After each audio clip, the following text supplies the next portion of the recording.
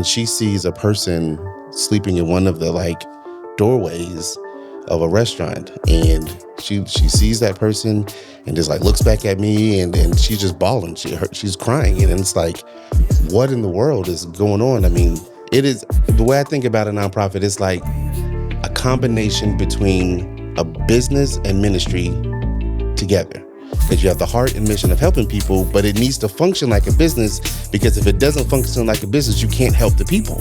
Truth in the air, let it speak. Welcome back to Creative Roots Podcast, where seeds sown become visions grown. I am your host, Tae, and I am sitting here with one of my brothers. Let me explain something to y'all. Yo, This man right here, what's the word? Astronomical? He's out there. You met Cutright. You met Ron. I'm trying to get the rest of them up here too, but this man of God, this faithful husband, this man of Abraham, we're going to call you Abraham today, man of the father of many nations. Wow. People probably like, he got 1,000 kids. No, he's only got 4. By the grace of God, they were blessed with triplets, and it's awesome. You know, they only wanted 1. God said, nah, bro. Nah, we'll give you 3. So listen, sitting across from me again is one of my big brothers, and I'm never gonna call you big brother again. Okay, I'm gonna tell you the same thing I told Cut. You're not gonna get it no more. Manny, Phresh. How you doing, man? Man, I'm good. I appreciate that intro. That was wild, and yeah, I appreciate that though. Oh, and I got some more to add now that I think about it. So, Lord Jesus, this man is a highly skilled lyricist, not just an artist, okay? A lyricist. Wow. Very articulate with the words and the word playing, the way he played with the words is like, oh man, it's just awesome. Wow. This man is him and his wife, visionaries, okay? If they tell you something, trust and believe is gonna happen. They operate what they call hope vibes. I'm gonna let you explain hope vibes so that I don't get it wrong. I appreciate that. All right, so Hope Vibes is a nonprofit, City of Charlotte. That's where we at. We serve individuals who are experiencing homelessness, and we do that by providing them mobile laundry, shower, hygiene solutions, hygiene products, and we go to wherever they need to go. So with the mobile laundry and shower truck, it's a 24-foot box truck, 2 full restrooms, toilet, shower, sink, and then a laundry center in the back with 3 sets of washers, dryers in the back. And then onboard water, onboard power, so we can just go wherever we need to go. So that's pretty much what Hope Vibes is. We're in the process of building another one of those trucks, which is a 26-foot box truck. And that one is targeted specifically for mainly the Triad area. So Winston-Salem, High Point, Greensboro. But it'll still hang out sometimes here in Charlotte and Gastonia, Albemarle, North Carolina. So yeah. Yeah, shout out to Albemarle. Yeah. A-Town. A-Town. So listen, Creative Roots Podcast, we sit with creatives and we talk about their creative journey from the beginning. Yeah. Right? Yeah. Me and you, we've been through a lot. Yep. Man, every time I think about this number, we talking like it's been 15 plus years. Yes. I thought about that the other day, and I was like, because I was thinking about cut glasses and like just where we've been, and it's been 15 plus. Yeah. And I'm like, man, that's real numbers. That's like you growing old with your friends, and like folk got grandkids now. Right. Yes. I had to think about it. I was like, who? But yes. Glasses, grandkids. But Glasses has been a grandfather since I met him. And just because he always had gray hair, and it's just like he might not have actually had grandkids, but he always had that, like, bro, you look like somebody's He got that granddad swag too, though. Facts, he do. facts. He's smooth with it too. Yeah. So man, I don't even know where I want to start today, but we're gonna get through this because it's a lot. It's a lot to cover. Of course. So let's just do this with Hope Yeah. Vibes. Yeah. What got you started with that? Like, what seed was planted for you to, or you and A to jump on that? Yeah. So it started really with Adrian and my wife. And this is before we're talking. So Hope Vibes officially started back in 2017. But we're talking when me and my wife first started dating, which is almost close to 20 years ago. So it's not 20 years. Maybe it's like 19, 18, somewhere around there. Was it 18? 17? See, I'm close right there. So anyway, so it's around the time when we first started dating. We've known each other though over 20 years.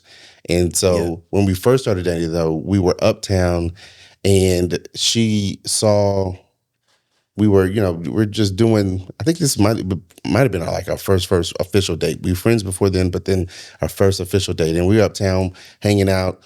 I think we might have been holding hands or something like that. And we had just getting something to eat or either getting ready to get something to eat. And she sees a person sleeping in one of the like doorways of a restaurant. And she sees that person and just like looks back at me and she's just bawling. She's crying. And it's like, what in the world is going on? I mean, I've known her for a while, but I've never seen her respond this way in this situation. I don't know fully what's going on. And she's like, man, I wish I could do something more. I want to help. And for me, so at the time we didn't have anything. I mean, we didn't do anything. Right. But I saw the level of compassion that she had for people who were experiencing homelessness. And so that was like the seed of like, oh, there's something more than just, oh, we got people who are unhoused in our city. But it was like, it's the seed of like, hey, we have to potentially do something. And so fast forward 10 years and she's online sees a video on YouTube about women living on the streets, having to navigate their monthly cycle. Some of these women are having to create feminine hygiene products with t-shirts and trash and banana peels, or choosing to sit still for that time of the week, or just having to navigate this moment where they don't have the resources in order to have the hygiene products that they need to literally survive. She sees this video. She's moved again with like compassion to the point where shares this video on her social media, and then it kind of snowballs into a conversation about, hey, what you going to do about it? Like actually what you're going to do about it. And then that turns into we going uptown Charlotte with backpacks and just feminine hygiene products, having conversations with people, giving those products to those ladies, seeing the need that it's not just women up there that need these resources, but there's men, families, and then other people start coming with us. People start seeing what we're doing. We commit to do it once a month, and then we just continue to do it. And that's what, almost 10 years, 9 years. I know it's been a while. Yeah, 2017, so a little bit over. Yeah, Yeah, because that was before I left and got on the truck. So I know it was at least 8 years. And man, I mean, to have passion like that, and then compassion for people that you don't know, that it brings you to tears. I feel that is definitely somebody understanding part of their calling, part of what they are meant to do, or some people call it God's will, right? To do that, I'm glad y'all did. Yeah. Because if not you, then who, right? Yeah. Because we can all sit here and say somebody needs to, somebody should, right?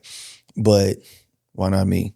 Yeah. Yeah, I feel like, I mean, especially when we think about looking at like the ministry of Christ, a lot of times we just see the miracles and it's like, hey, he did this miracle and healed somebody. But it all the time, it starts with compassion. He's moved, like, it says, scripture says he's moved with compassion.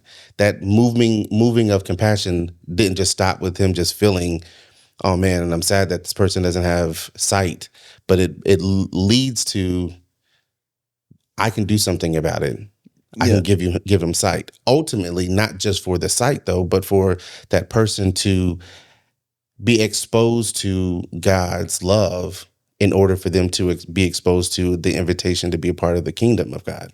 Right. And so like that, like, so the string of things. And I think a lot of times we can do things in culture and do things in our lives that are good, are really good things. But what's the ultimate goal? Is it just to make sure that a person has a good shower?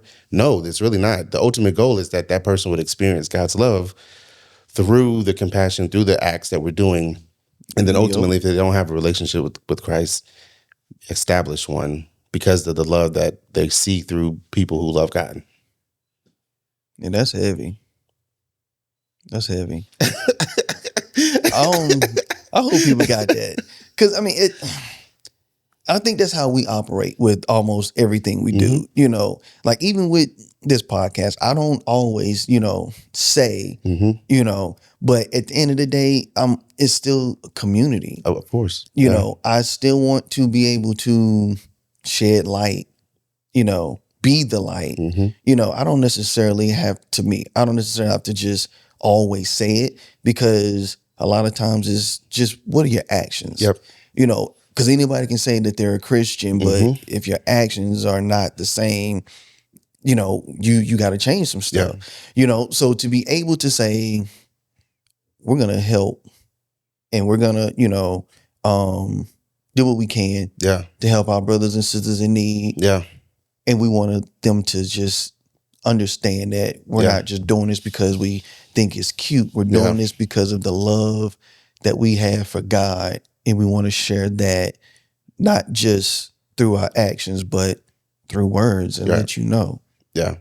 I love it. And I think a lot of times we and that's the frustration that we can see in culture, in government, in these kind of bigger entities, because a lot of times it stops at just words, right? It goes to words, and there might be some good hearts and intention, but it doesn't lead to like tangible actions, right? And even some of the things, I mean, we over the years, we're navigating how to do things better, how to have better impact, bigger impact, but knowing the root of it is like, okay, how can I don't provide homes, right? And so a person, when they leave from a shower or a laundry, it's like they're still in an environment where they're experiencing homelessness. But we're a part of the journey of that day, whether that's able to give them a little bit of hope for that day to help them go past, that day, or it's them realizing that, I just needed a moment to regather my thoughts in a space that is intentionally designed to bring hope and life. Like the restrooms, the bathroom, shower area isn't just like all white walls. It's colorful. It has art on the wall. It has scriptures and quotes of encouragement, so that a person can, when they're spending their time in the shower, we've prayed over that space. So that space is designed to rejuvenate them, not just physically, but spiritually as well. And then there's conversations afterwards that, it's just natural byproduct of, the love that we try to bring. Love it. So when y'all have these events, right? Do you all expect a lot of people to show up, or y'all just whoever shows up, right? Yeah, so it depends on the location. So like our Uptown Charlotte location, we've done that since the beginning. So since we've always done the second Saturday something uptown. And so that location has the most response from our neighbors that need the showers and laundry services. Right. And so we're talking anywhere from 50 to 75 people that will come through and get supplies from the table or laundry and shower services, right? But then we'll go to a spot like, we might be in Albemarle, and obviously the population in Albemarle, unhoused population in Albemarle is much less. And so we might have 3-4 people, but that is just as impactful as the Uptown Charlotte one, because it's people, right? It's people that it's about them. And so if it's just one person that we spending, an hour, 2 hours with, great. Or if it's, 50. And so, each event has its own kind of personality and makes sense. and type of people that show up. And so the Uptown one is a lot more. It's busier. It's a lot happening. It's a lot of people, and typically it happens when we set up the table. It's like a whirlwind of people coming right into the table, getting all the supplies, and then it slows down. Whereas in other spaces, it's typically not like that. That makes sense. Because I mean, Charlotte is definitely a bigger city. Yeah. I just thought more people would be in that area, but and I remember where we used to. Is it at the same spot? Yep. Okay. Yeah, I remember going up there before, and I was like, yeah, you don't realize it's that many when they're scattered out. Yeah. But when you get them all in that one space, or a number of them in that one space, it's like, man, and it's sometimes they outnumber the help. Yeah. Definitely the volunteers. The volunteers. Yeah. And so, I mean, and the population has grown since we first started. So, I mean, you would hope that it have gone down, but since the city's population has grown, cost of living has increased, and wages hasn't matched that. You're talking about a level of unhoused individuals that has increased. The actually in services hasn't increased that much. And people are even more spread out now. So where in the past you would have just a concentration of unhoused individuals uptown, because mainly services, you have roof above and day centers and things like that uptown. Right. Individuals now, because of light rail and have access to kind of go back and forth, there might be, living in University City area. And then you can see, though, visibly, there's an increase of our neighbors experiencing homelessness in that area. So from Matthews to University City to South End to Ballantyne, everything you can visibly see there is an increase of people who are experiencing homelessness and need services. But it just right now it's the need is higher than what the supply of resources is, and people really willing to go out and do it. So they're needing / wanting extra people to volunteer. If you have anything to donate, what can they donate to? Yeah, so hopevibes.org is how everything, hopevibes.org is everything dealing with Hope Vibes is right there. So whether you want to donate monetarily, set up a hygiene drive. We don't do clothes because that's a whole different ball game.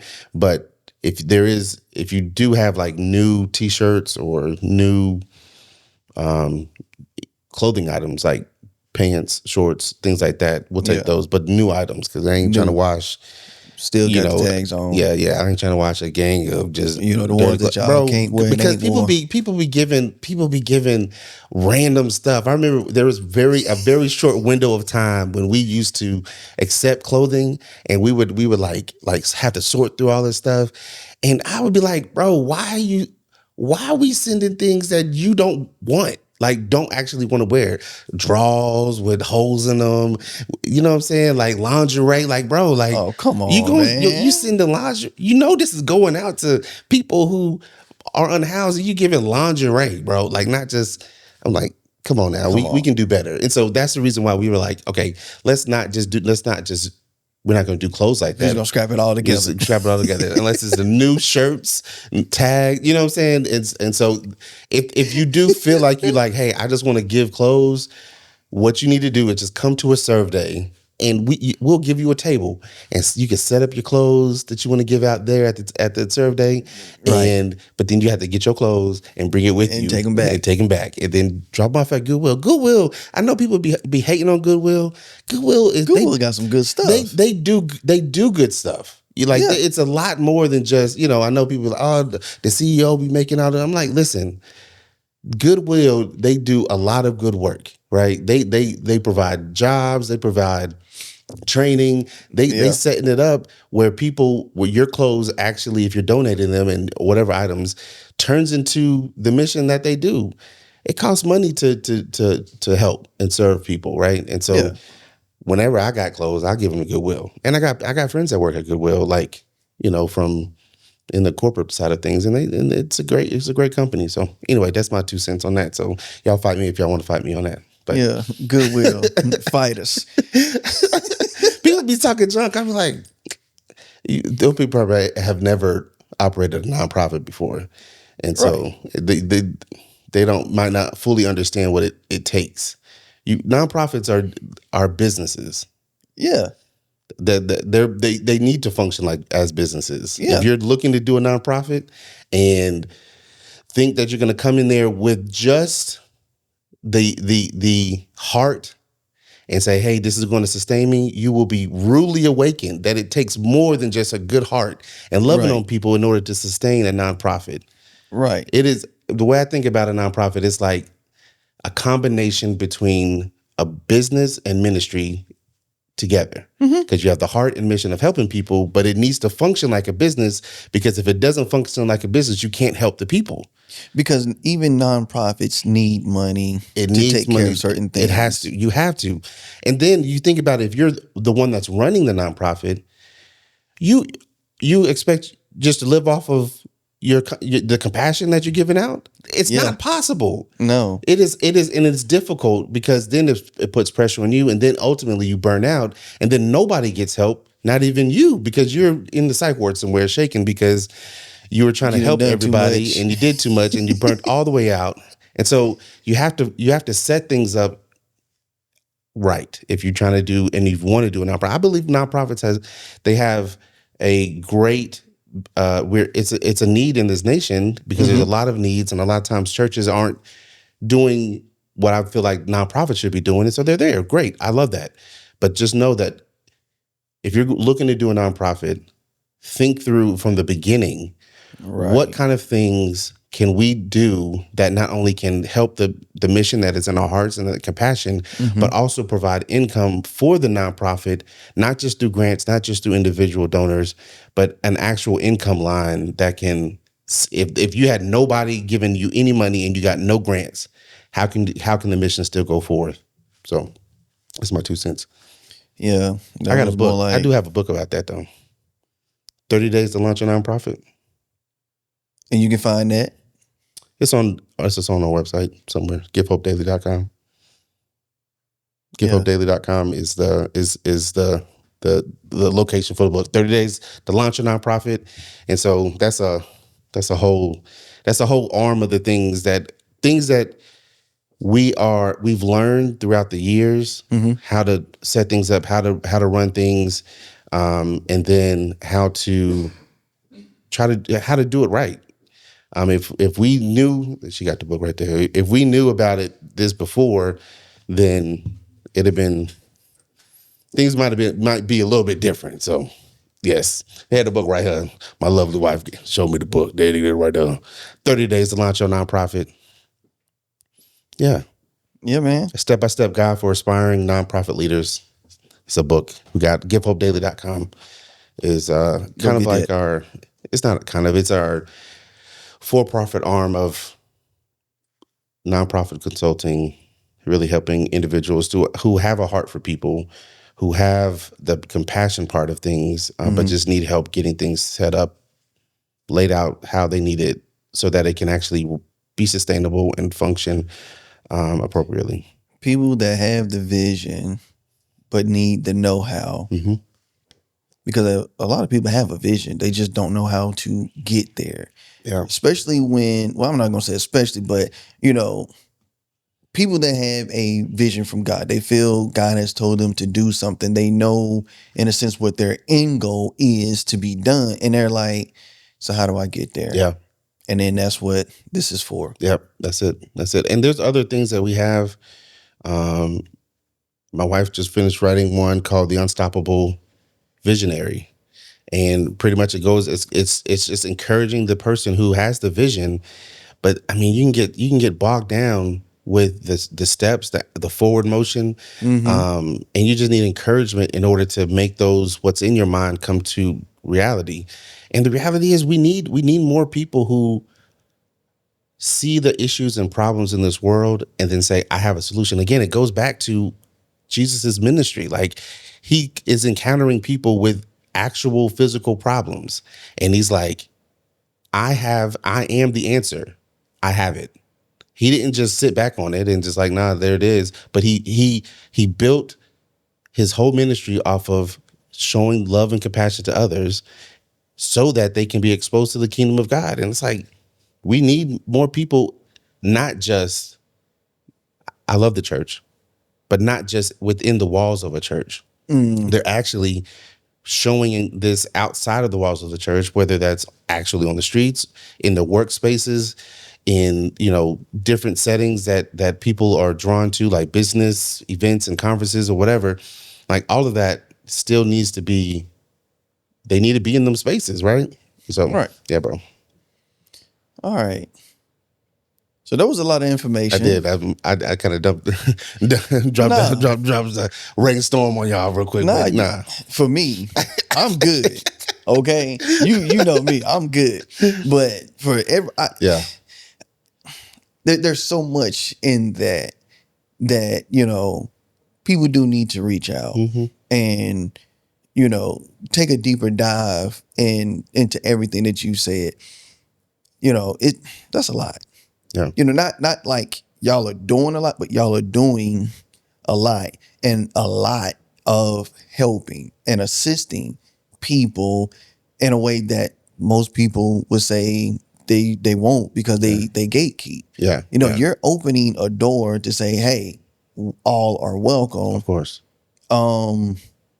They just need to know to walk in that door. Yeah. And in this case, it's just going to a website. Yeah. I mean, it's in, so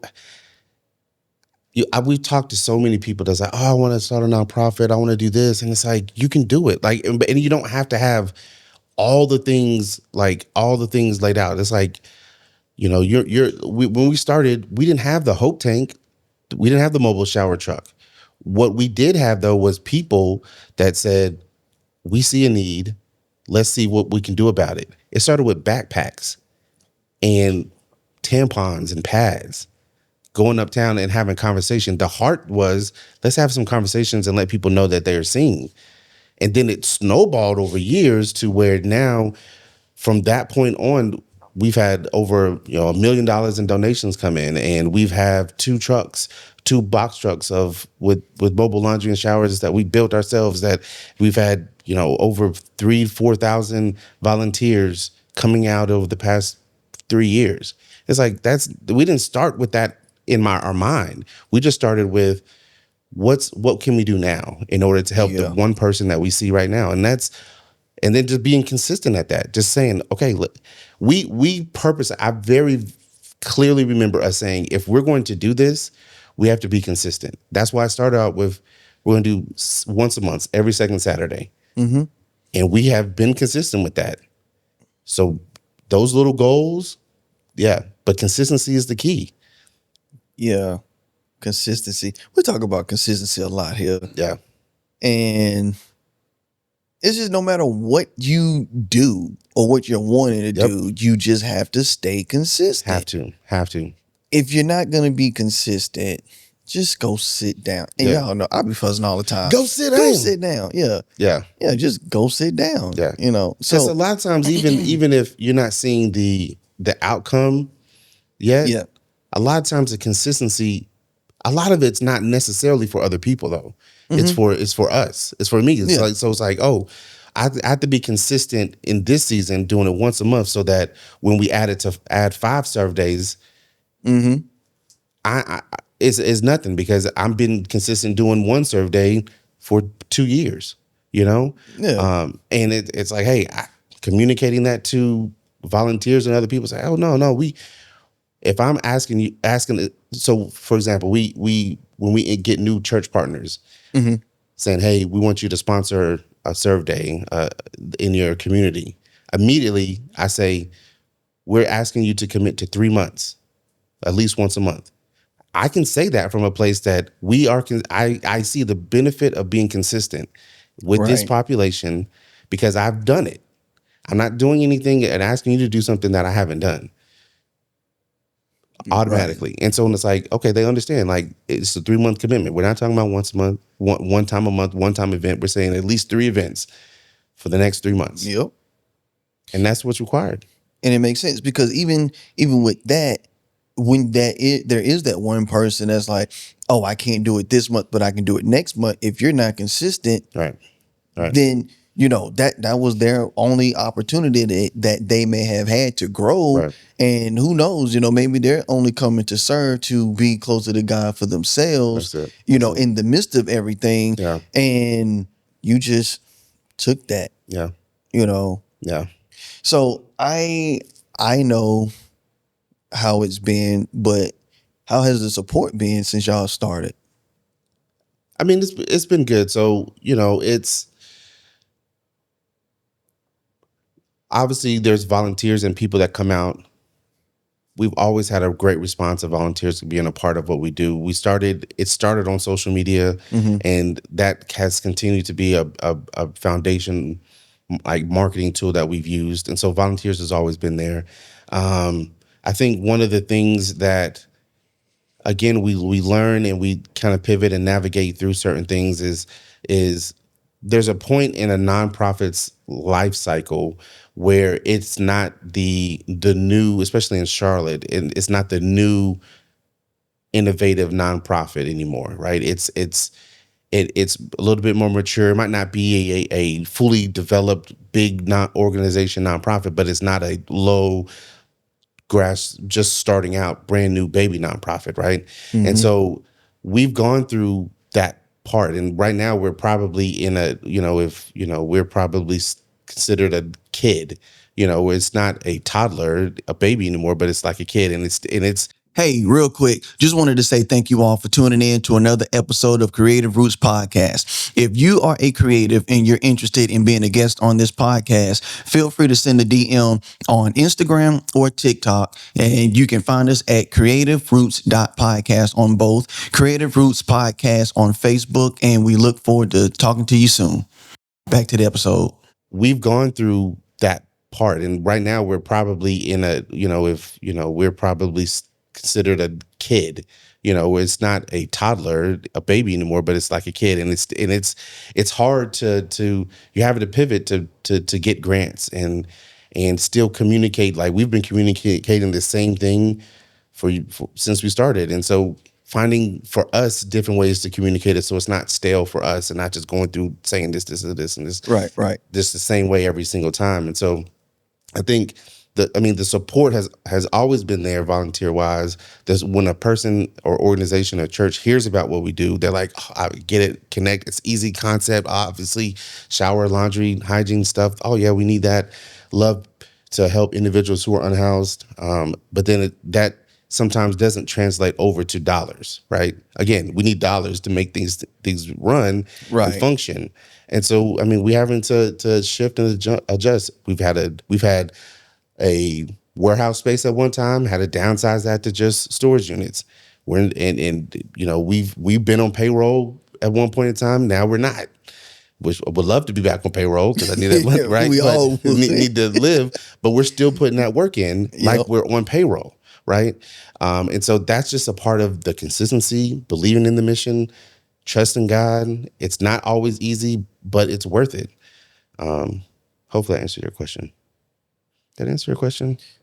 Maybe. The support has been great. It's been great, yes. The support has been great. We still deal with some stuff, Facts. But, support is great. We need more supporters. Support. Of course, of course. I think that's what that's how you feel, eh? You think that's what he said? Yes. See, she agrees. She agrees. She agrees. So, man, listen, because you are also a part of the collective, better known as the Christian, the Wu-Tang of Christian hip hop. Wow. You've never heard us being? Of course. Okay, I was about to say. What are you talking about? Yeah, like how has that played into everything? Just being an artist and being a lyricist and just the music. I don't know how to separate it. It's a part of me, and I've been doing that ever since a teenager, and I'm old now, and so it's Yeah, y'all are old. You're old. If I'm old, you old. And so it's not. It's just a part of, everything gets filtered through an art kind of lens, right? And whether that's having conversations with somebody or creating a flyer online for an event coming up, is not just music. It's art. It's from how you tell the story of of a person's life, my life. How are you letting others see what you're doing? That's the lens that it comes out of, and it's like, it's way more than just music. Way more than music. It's all of it.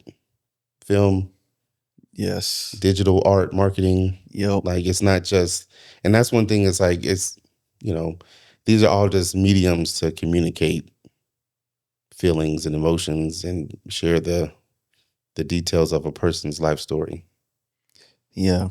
And then to be able to help and be a part of multiple people's life story. Cause I'm more than sure the work that y'all do is not like a to those people. Yeah. Even to the volunteers. It's one of those things that can play off the strings of your heart and put you in a deeper connection, not just with God, but with the community. Of course. So, Yeah. I mean, and that's important, right? I mean, I think that's the reason why music is such a powerful tool. Obviously, film and digital media is such a powerful tool because it can pull on those strings. It can communicate certain things that sometimes just words can't do all the way, right? It's like, if you just had just spoke it, sometimes, really good, like a spoken word artist can do it very well, but sometimes I need to hear some 808s in the background in order for it to move me a certain way, or like see a certain cinematic scene where it's like shot a certain way that's like, oh man, that pulls me right into the environment that I'm sharing about. All of that is needed. And again, I think it's just, we see it throughout creation. God is the ultimate creator, right? And so we see that throughout everything that we experience in this world, how creative God is and how creative we can be, and not to leverage that into the things that, we're a part of. I don't think that's what God wants for us. Yeah. No. So listen, we covered a lot. I'm trying to figure out what to segue to, but this is, I know the biggest thing I wanted to make sure that we talked about was Hope Vibes, because we know people know, but I feel it's time more people know, to be able to really help. Cause I mean, we just had this whole scare. Yeah. Well, not us, but 3 days of darkness, and the rapture is going to be on September 23rd. And the amount of reactions online. By the way, is wild. I could be a conspiracy theorist at times and all the things, but it's just anyway, I'm not gonna go into full detail on just how I think about certain things because I don't want to scare nobody or whatever. But I'll say it like this. When I just feel like God, do we really feel like God will allow us to be in a world that is actively, like, there's a lot of people that still need to hear and see God's love. That would be like, for him to pull us out right now. I don't see that. Like, I don't because there's still so many. Like, can we actually say that Scripture says that God would come back for a church without spot or blemish? We're a little spotted. I mean, again, we covered by God's the grace and God's Jesus' blood. So God Father sees His Son. At the same time, though, we definitely got some spots, some blemishes, a little smeared here and there. You know, can we actually say that the world knows that we are of God because of the love that we have for each other? I feel like right now we seeing a little bit of not love, brother to brother right now. I'm not talking about world to church. I'm talking about church to church, believer to believer. And so I just like, I'm like, you see, there's a lot of people can make the, eschatology signs and make things link up and all the things. At the same time, you just got to look at it common sense wise. It's like God has given us the ability to look at some things common sense. It's like, hey, it would be great. I'm all for being able to be like, yo, we out, because sometimes life be sucking. It don't be fun, right? It'd be dumb hard up in this world system. Yeah. And I'm all for like, hey, we could just be out. Man, I'll be to be in God's presence immediately. But I feel like that would be a cop out. Like, it's like, I don't see that. So anyway, that was my little rant on that. And I know that wasn't a topic piece on there, but y'all can get that for free. So, I mean, it's been a lot going on lately. A lot. And I don't know, man. I'm gonna digress from that too. Well, so I'll help this out a little bit.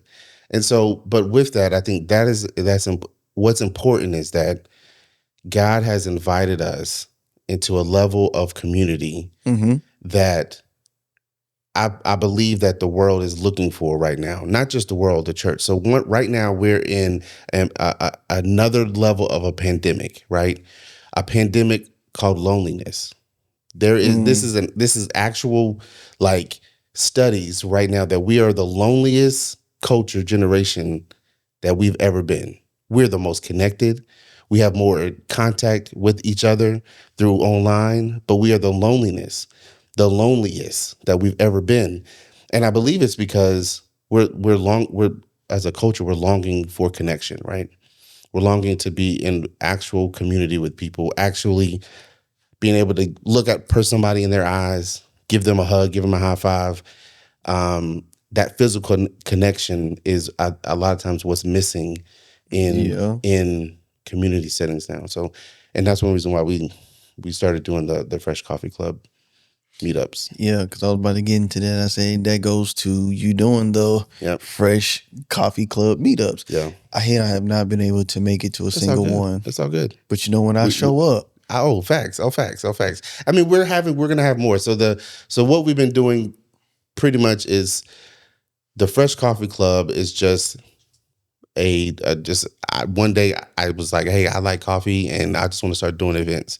And so we they call me Phresh, and so it was coffee. And so I was doing coffee content, reviewing coffee shops all over the city and surrounding areas, giving my opinion on them. Love the local coffee shops, love trying new coffees. And then turning that into, I just want to connect with other people who like coffee, who love God. And that's when we launched the Big Drip Revivals. And we've had a couple of those events, 2 events, and they've been great. I mean, they're hosted at the Holy Grind Coffee shop here in Concord, and it's literally just DJ V for Vendetta, Glasses, Richard.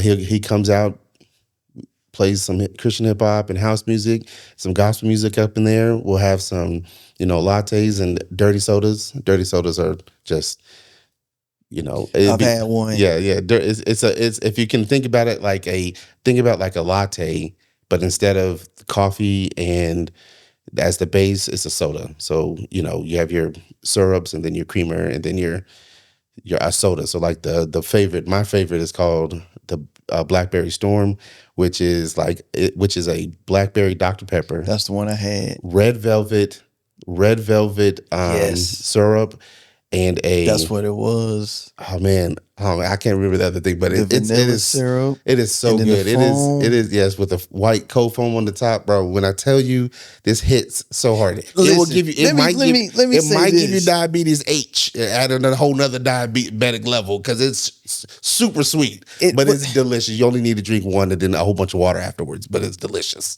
But the issue is you can't have just one. Yes, that's the problem. You can't have just one. And if you do have one, wait, so you had one? It's got to be in a big cup. Wait, did Cut make you one? You know he did. I know he did. He called me. I'm pretty sure that it did. I wonder if it tasted the same. He said that it didn't taste the same.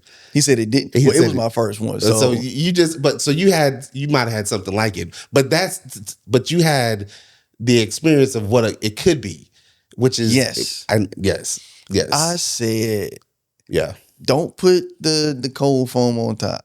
Oh man, you got to put the cold foam on top, bro. But I said, you know what? Just put it in there. Just whatever. What? Just go ahead. And man, I took one sip. I was like, crazy. Why you give me this little cup? Yeah, crazy, bro. I'm telling you, this drink, like, it have you in chokehold, bro. It is so good. Party for your taste It buds. really is. And I can't remember what chip it is, but it's like, bitch, you can't have just one. Pringles. You know the Pringles? No. Pringles is something pop. I don't know. I don't remember. I don't know. Yes. We know what we're talking about, though. Yeah. But I was like, yes.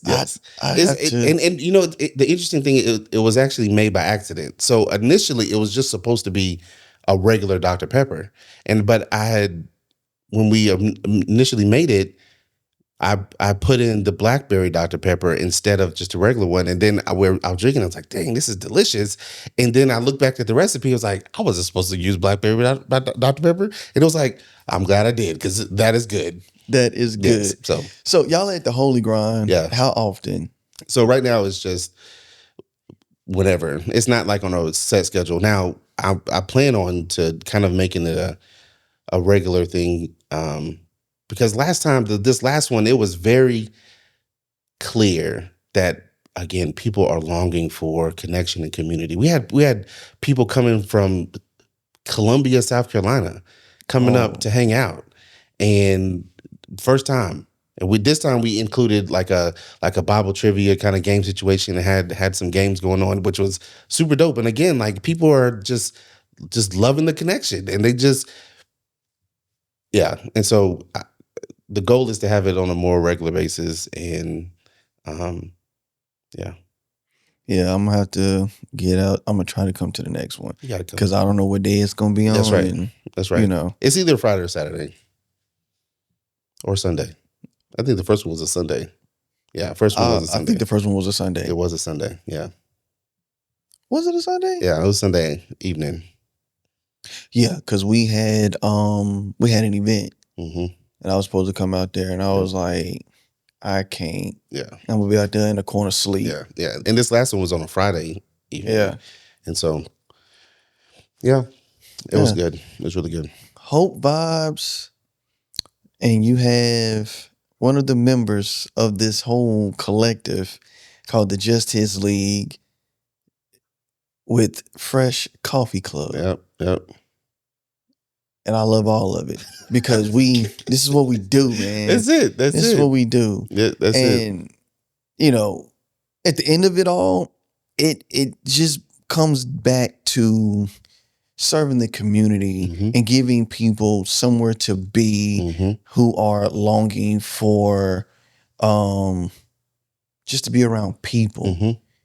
You know, not necessarily wanting to be around godly people, but, you know, why not? You know, so I think the only thing left, well, you told them where to find Hope Vibes. Yep. Tell them where to find Phresh Coffee Club. So it's on Instagram. It's just Phresh Coffee Club with a PH. So PHRESH. Phresh spelled like that. Coffee Now with Club. F. Yep. And then Coffee Club. And so we do other things besides just the Big Drip Revival events. So there's a work and sip event that we have every second and fourth Mondays, and this is at a coffee cocktail lounge in the Noda area, close to the Noda area, called 88s.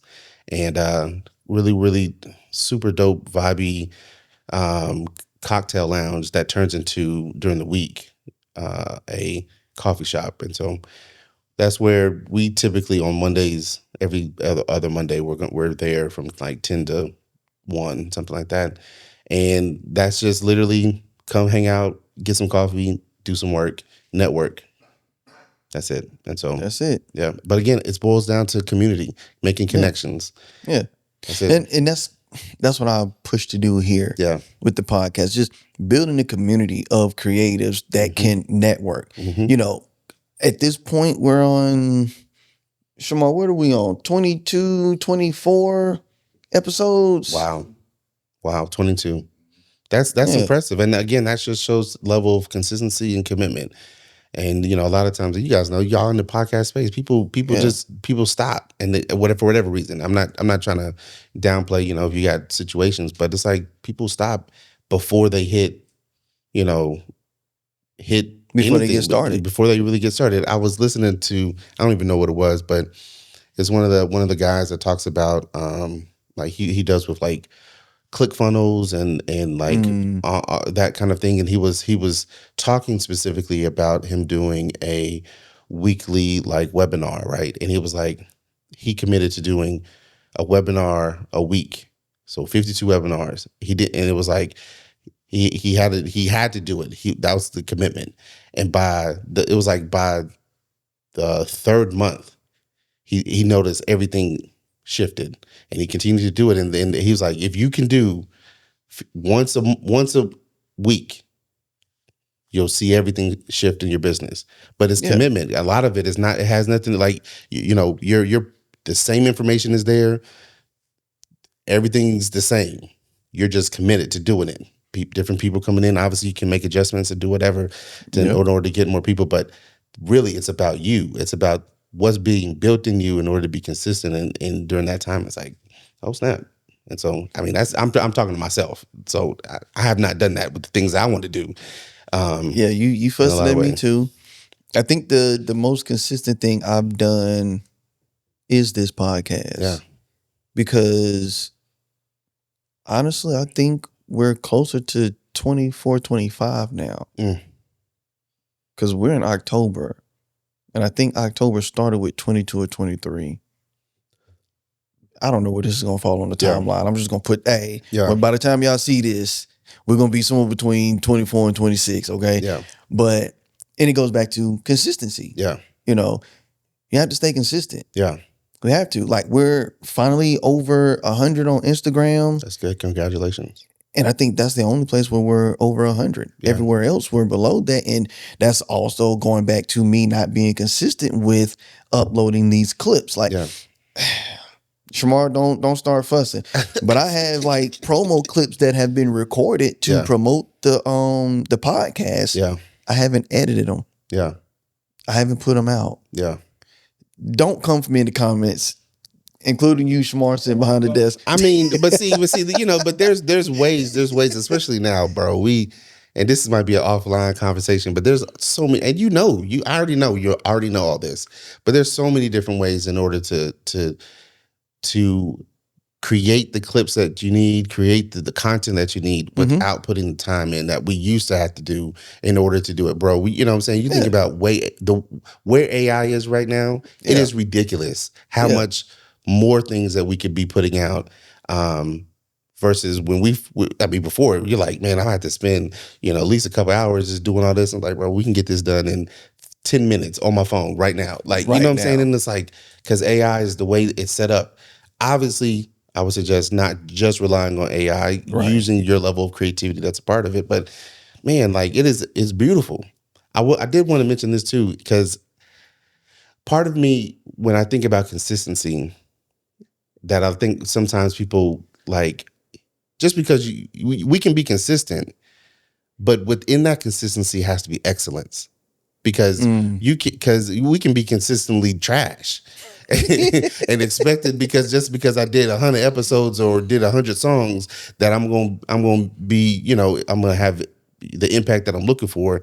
But if it's trash, then we need to fix that, right? And so it's like, no, let your consistency get better over time. Let things, whatever you're doing, grow and get better and better. And so that at the 100th episode or the 100th song, it is like, oh, we can see the growth. If your consistently just being stagnant, then we talking about you need to be consistently going up and let's grow and get better. We talking about practice. We talking about practice. We talking about practice. And so that's it, bro. Yeah. Because some people just hear, because I got there's people I know right now that got like 100 books. But them jokes is trash, bro. I'd be like, golly. This sound like the first one. I mean, they're not the same. I mean, it's trash in the sense that there hasn't been any growth. There hasn't been any growth in how you market it. Hasn't been any growth in maybe the content itself might be deep and good, but how you're getting it out to the people hasn't changed from the very first time. Why? Right, because we don't have to walk around the mall with a CD player and some headphones asking people what kind of music you listen to. But that you could be consistently doing that, and you might get people. You might get people like, oh, but it's we gotta elevate it up. We gotta go. Yeah. So last two things. One, what seed would you want to plant for somebody that's thinking about starting a nonprofit or just working to build a community? Yeah, do it. Like whatever is in your mind, start with whatever you have. Like whatever is in your mind, start with whatever you have. Don't overthink it. Start. It might be you want to build a community. It might be you sending a text message to a group of your friends and say, hey, I want to link up at a coffee shop and we're gonna play chess. Whatever. Just start with whatever you have. Just start with what you got. Just start with what you have. My wife, so she has this quote: "Do what you can with what you have until you can do more." Do what you can with what you do. I messed it up. Do what you can with what you have until you can do more. Yeah, and so eventually you're going to be able to do more. But what you have currently is what you need currently in order to do what is in your heart. And so at least to get started. Yeah, you can start with that. Yeah. A lot of times we overthink because we see the end goal. We see what the big picture is like, I'm going to get there. And it's like, only way you get there is by taking one step. Yeah. You got to move. That's it, bro. And be consistent while elevating. That's it. Yeah. So this is the segment that gets me a lot. All right. I open the floor for you to ask me a question. Ooh, okay. Yeah, because I know I didn't tell you about that. No. Let's see. I want you to think too deep. All right. So my question for you is, what's one experience that you had on the road as being a truck driver that was one of the craziest experiences you've ever had? Man, there's too many. There has to be one that's like a good crazy experience. No, or like, it don't have to be. I can't believe this just happened. It could be any of it. I won't go ratchet on you. Oh, it's too late. We already I was here. gonna be like, a thoughtless is real. A lotless is real. Yeah, and that's the crazy story. Yes, one knocked on my door. And do you need to explain what a lot lizard is? So for those that don't know, yes, you can. A lot lizard for a truck driver, they're literally, I was about to say women, but it could be men too. They literally walk the parking lot of the truck stops, knocking on people's doors, asking, "Are you okay? And do you want company?" We gonna leave it at that. Leave it at that. Let your mind go wherever it wants to or needs to, but that is basically what that is. And I'm like, yo, this can't be real. I get a knock on my door. And I'm on the phone and I see this lady and I'm not thinking about anything because I'm on the phone. She's waving, so I open the door and I'm like, hey, she persists to climb in. I said, whoa, Lord. What are you doing? And she's like, oh, well, I was just coming to see if you, I said, no, I'm good. She says, Well, my car broke down. Oh, no. And I need a way to get my daughter from school. Oh, no. And all this and all. And I was like, ma'am, I can't help you. I cannot help you. Not at all. Not at all. And she was like, well, do you know if anybody that can? I say, ma'am, Jesus. right. Jesus, he can help you right now. Right. And I'm like, I don't know. No. I'm like, ma'am, I'm driving a truck. I don't live You here. don't live here. You're not even in the area. And I'm like, that was the moment where I was like, oh, snap. Yes. Lot lizards are realer than real. Wow. All you have to do is open the door because the trunk is off. Yeah. So I'm like, okay, let me see what this young lady want. And she comes smiling, hopping. Whoa, your dirty butt out my truck. Oh, man. no. Oh, no. She's not dirty butt. She couldn't get past that second step. Whoa, where you going? Yes. What are you doing? Oh, Lord Jesus. Oh, and we there love goes y'all. Jesus. We love y'all. Listen, it is lightning the outside. rapture. It is storming I'm still outside. here. We still here. We are done. Okay? We are done. Thank y'all for tuning in to another episode of Creative Roots Podcast, where seeds sown become visions grown. Shout out to Charlotte Podcast Studio. I would like to thank us. Shout out to Manny and his lovely wife Adrian. Yeah. I love y'all, but I don't know what's going on outside, That's right. so we about to go. Yes. Peace. Peace.